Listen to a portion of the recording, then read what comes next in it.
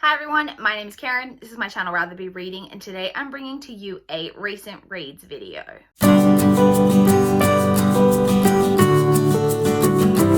It has been a week since I last checked in for a recent reads video, and it has been a very slow reading week because it has been a very busy week. I only finished 3 books this past week, which for me is an incredibly low number. You will know if you've been watching my channel for a while.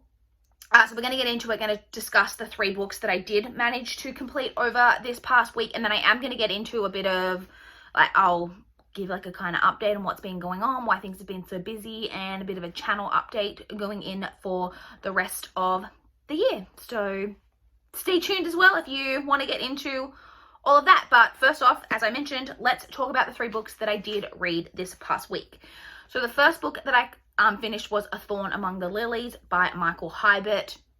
This is the 3rd book in the Detective Leah Teal series and is a arc that I received from NetGalley in exchange for an honest review.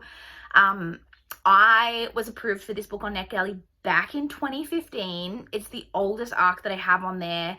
As I've mentioned numerous times on this channel, I was approved for the arc and then it took me quite a while to get to anyway. And then when I did go to read it, I realized that it was actually the 3rd book in a series, and my library did have the first 2.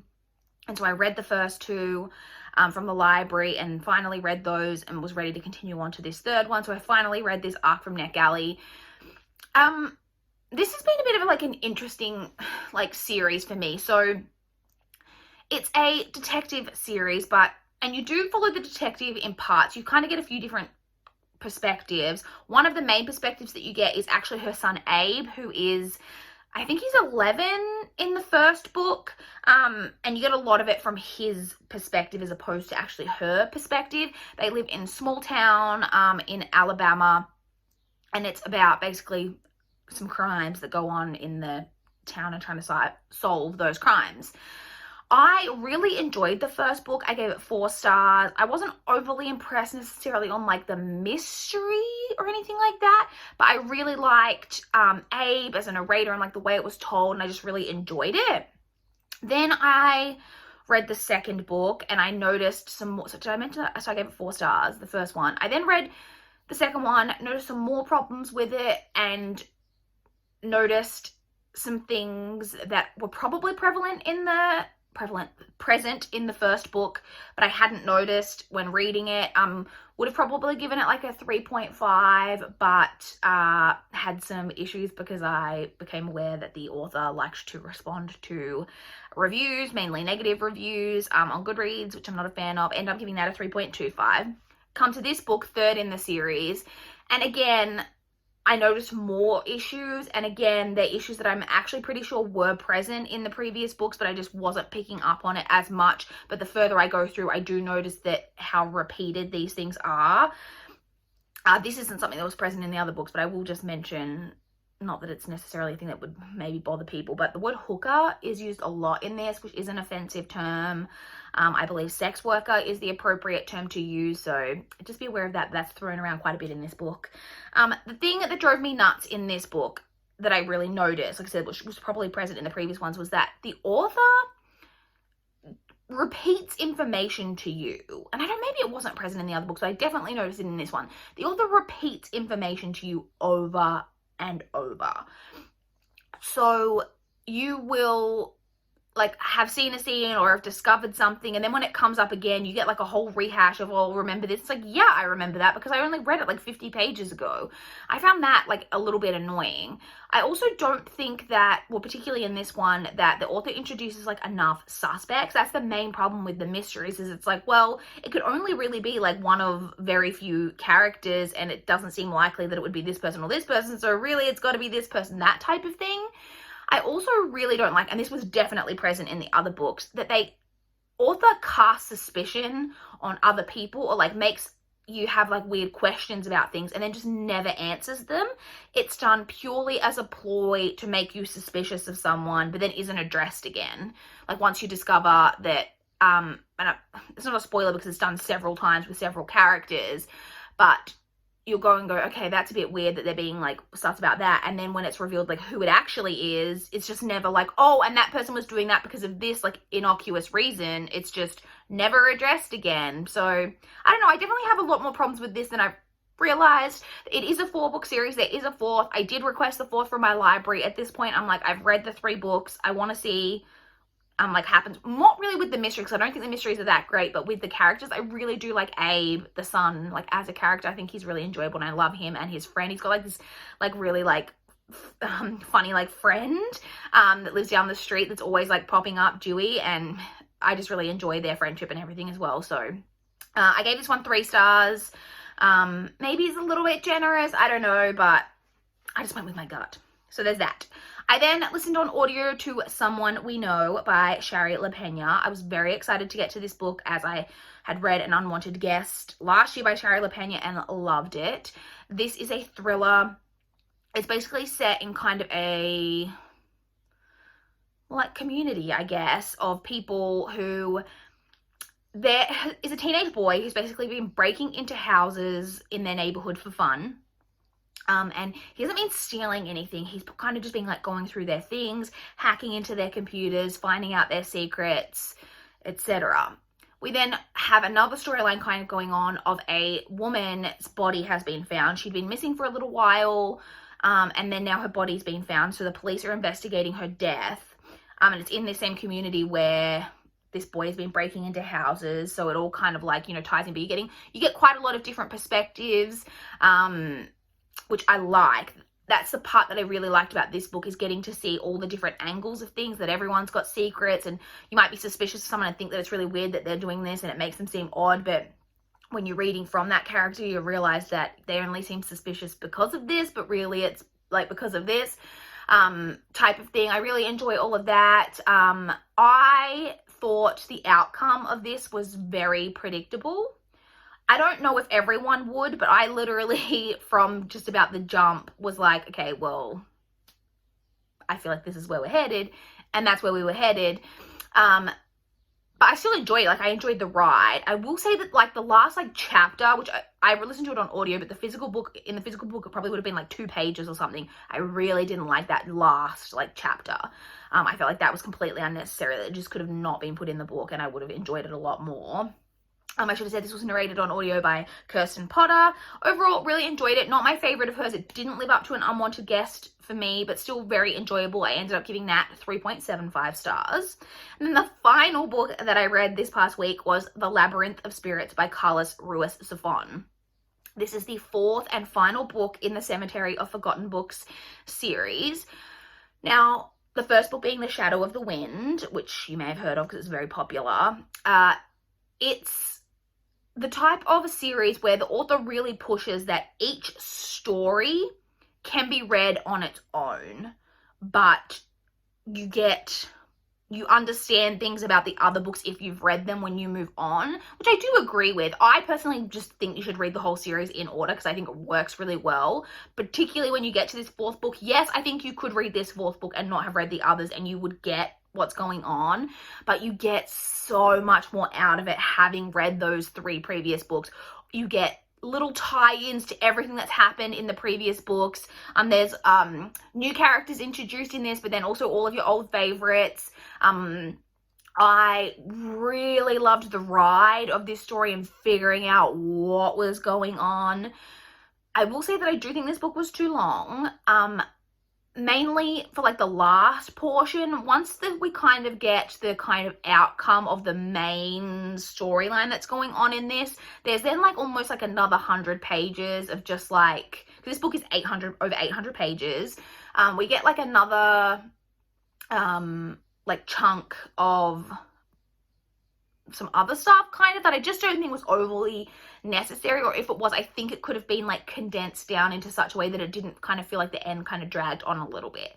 But overall, I did really enjoy it. I've enjoyed this series as a whole, but definitely would recommend. Like, if you've read The Shadow of the Wind and you haven't continued on, I think that you should. I've enjoyed the series as a whole. I ended up giving this one 4 stars. And that's everything I read. So, to touch on quickly what I am currently reading. I'm actually currently reading 2 books, because as you may have noticed, I only read one, I should have said sorry, I just want to quickly mention that The Labyrinth of Spirits is originally published in Spanish, and the version that I read is translated from the Spanish into English by Lucia Graves. So I mention that. So you may have noticed that I only read one audiobook this week, but I was listening to another one and I didn't get it finished. So I am currently reading The Family Upstairs by Lisa Jewell. This is another thriller. This one has, the main kind of crux of the plot is that there was, in the 80s, I think it was, there was a house found kind of abandoned, and when they went in, they found the dead bodies of 3 adults, and then upstairs in a cot was a baby, a 10-month-old baby, but the 10-month-old baby was fine, perfectly healthy, had been being taken care of, but the bodies had been there for a while, and the baby like had a clean nappy, was totally fine, so someone had been caring for this baby, even though there were people like dead in the house. And we're now following the story kind of 24 years, 25 years later. We're following that character who was a baby, the baby in the house, and you also following some other perspectives which I won't get into, and all kind of tying into what went on back then and all of these different storylines. I am thoroughly enjoying this book. I'm really annoyed I didn't get it done. I think I'm about 60, I can't remember exactly, I think I'm like 64% of the way through, something like that. It's like 2/3 of the way through. I probably won't get it done because I just don't, you may know if you watch my channel, I typically listen to all of my audiobook listening while I'm at work. I'm like on my commute, I don't really get any audiobook listening done during the weekend, so I probably won't get this done until I go back to work next week, but I'll probably finish the rest of what I had left on Monday, but really excited to get to that and find out how that's going to end, because it is all very mysterious and I'm really enjoying the story. In terms of my like non-audiobook read that I'm currently reading Fangirl by Rainbow Rowell. I am about 100 pages in, but this is a longer contemporary. It's like over 450 pages. I am really enjoying this so far. For those of you who maybe don't know, which I would be surprised if you didn't, because this is like one of the most popular YA contemporary novels. It's about a character named Kath, and it's basically her first year of college, going to college. She is dealing with some kind of anxiety issues, and she has a twin sister, and they're both going to college, but her twin sister is really taking this opportunity of going to college to kind of break away from Kath and kind of find her own identity separate from Kath. And Kath, like partly tied into her anxiety issues, is not interested in like living this whole new life, like likes everything to stay the same and be safe, but is being forced very much out of her shell and out of her comfort zone. And we're just kind of following that story. So far, I'm really enjoying this. I started this last night. Like I said, I'm about 100 pages in. Really enjoying it. Looking forward to finishing this. I'll probably finish this weekend. Okay, so that's what I've read and what I'm currently reading. So I just thought why not? This will be a slightly shorter video, so why not quickly touch on like why I didn't get much read this week. And that's partly because I was reading The Labyrinth of Spirits, which was 800 pages. And I just had a crazy week. Monday's always my the day that I get the least amount of reading done, because every Monday I have knitting group. I don't knit. It's something I went to with my sister because my sister was a knitter. It's just kind of a social thing. There were 5 of us when my sister was there. It's now 4 of us because my sister moved away.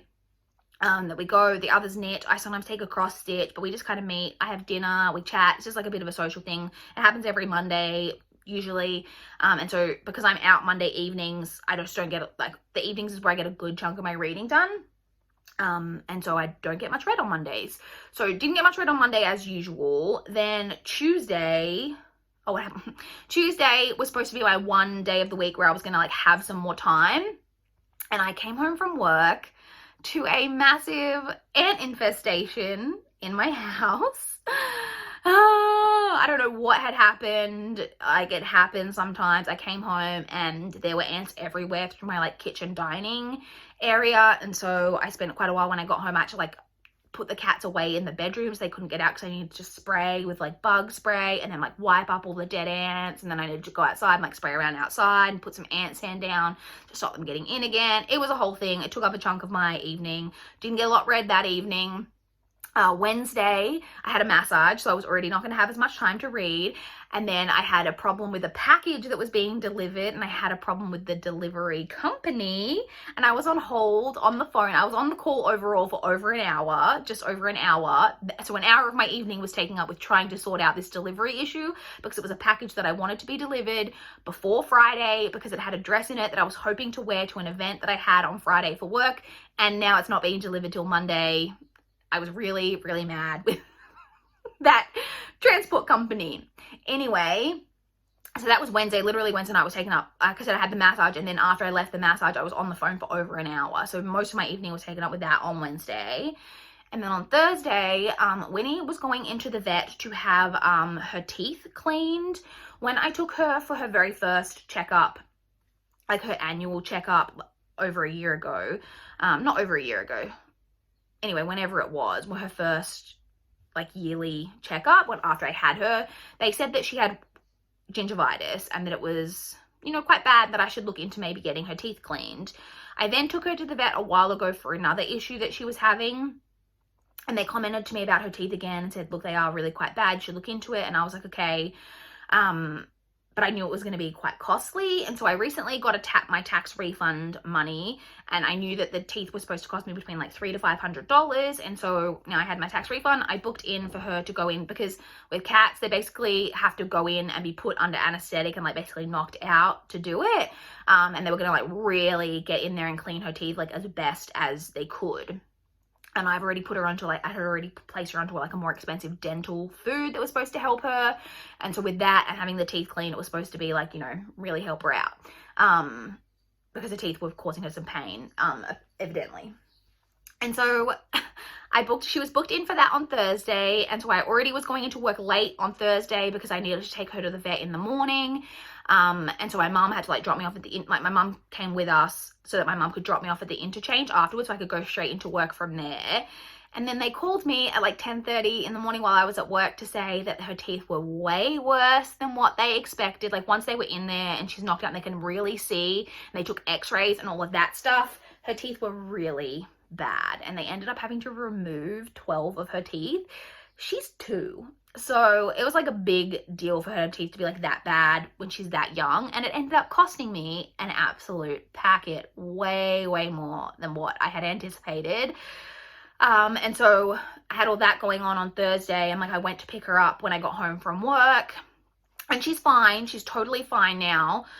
She's recovering really well. But when I got home on Thursday, Giles had been at home all day by himself, and presumably because when he had been at the vet and she'd had surgery and stuff, she didn't smell like herself when she came home. So Giles was terrified of her when we got home. He kept hissing at her, and then she didn't understand like why he was hissing at her.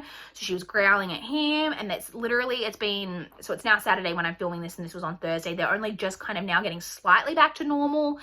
Like they're now okay with each other. They're still not the way they were, where they were like cuddle each other and groom each other, which I'm hoping we're going to get back to, but they are like not hissing or growling at each other anymore, which is progress. It is ongoing battles with Winnie because I have to give her medication. One medication I have to give her once a day, and there's another one I have to give her twice a day. So and it's basically in like a syringe form. I just have to like syringe it into her mouth, not like with a needle, just like the liquid like into her mouth.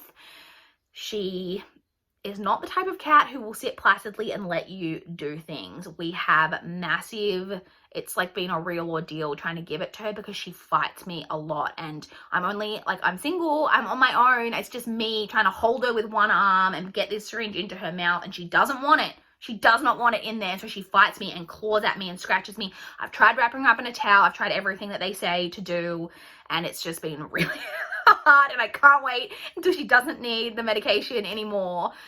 So that was all on Thursday, and then on Friday I had a work event, and that's why I didn't basically finish my audiobook, is because I had a work function that was basically a lunch, and it started at 12, so we left the office, like I only had like an hour and a half almost of listening time at work, and then part of that I wasn't listening anyway.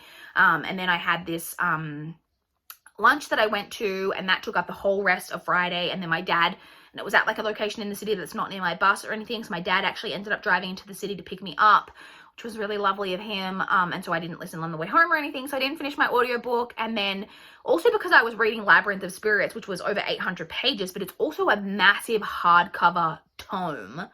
It was so heavy, so unwieldy to like reading on a commute. So that was like partly an issue as well.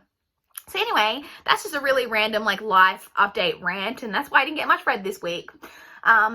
And the other thing I wanted to touch on is just talk about my channel for the rest of the year. So I basically decided just on a whim really last night that I'm not going to be posting much content for the rest of the year.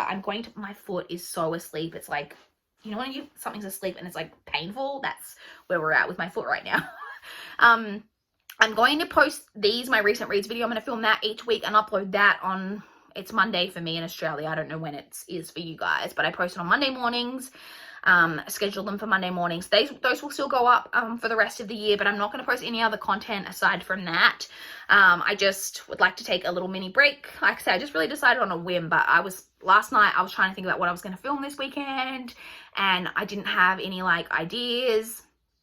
Really, and I was really like, I had a couple of ideas, but I was really scraping the bottom of the barrel, and I was just getting stressed about it, and I just feel like I've got a lot going on. We're going into my final week of work. I've got the work Christmas party this week, and then we've got Christmas and family and all of that type of stuff. So I just thought, take it easy for the rest of the year, and especially because in January we'll have so many videos. I'll probably go from my usual 3 a week to 4 a week in January, because we'll have not only my recent reads videos every week, but we'll have the normal monthly content like wrap-ups, TBRs, book hauls, marked as to read videos, but then we'll have end of the year like wrap-ups and stats and like goals, how we did on the goals for 2020, looking at my like just everything, favorite books of the year, all of that stuff. So we've got a lot of content coming in January, so I'm going to take a little mini break at the end part of December, so we can come in red hot and ready to go in January. So I think that is it, you guys, for this video. I would love to chat with you guys in the comments down below. If you've got any thoughts on the books that I have been reading over this past week, or to chat about what you guys have been reading, I would love to know. Please like this video if you liked it. Please subscribe if you want to see more from my channel. That is all I have for this video today. Bye, guys.